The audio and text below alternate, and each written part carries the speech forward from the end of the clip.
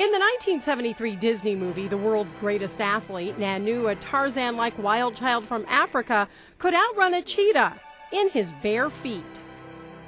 Would you ever consider running barefoot? No. I like having my feet protected. I like socks on. Joyce Levin, part of a running club out of the Newman YMCA in Seekonk called SOLE, that's S-O-L-E, Sisters. Would you ever consider running barefoot? Yeah, if I was sure of the route I was taking because of stones and the heat and stuff like that. But otherwise, yeah, I think it would be most comfortable running barefoot. Deli Maybre from Nigeria says she's used to seeing people run barefoot in her homeland, but here in the U.S., it's a hot topic right now.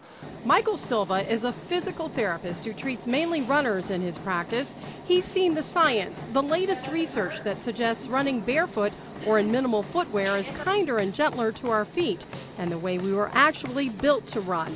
I use it as a training tool with a lot of my runners to try to build strength. I wouldn't run marathons or road races barefoot, but a high percentage of my runners do either walk or do some sort of small workouts barefoot to help strengthen their feet up. One of Michael's clients, Olympic runner Roisin McGettigan, is running barefoot on the treadmill to demonstrate what barefoot running should look like.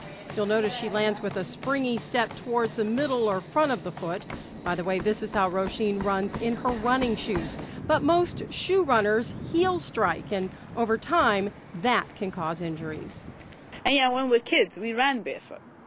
So yeah, I understand that. Well, it builds up the strength of your foot. It builds up the strength of your feet and the soles of your feet.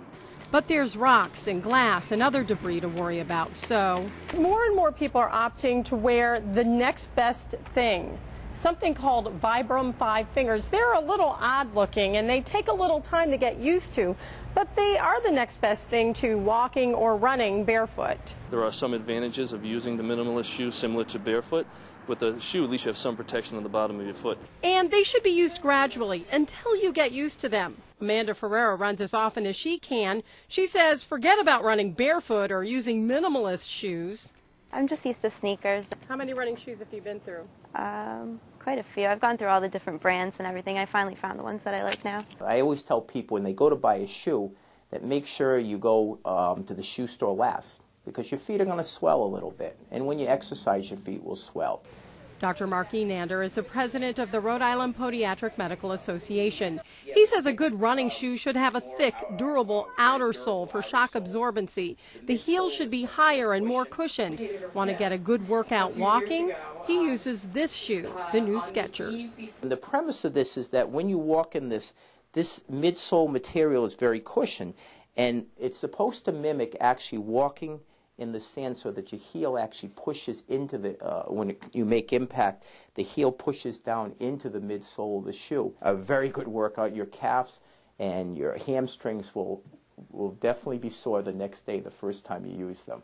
Heed this warning, though. These are strictly for walking.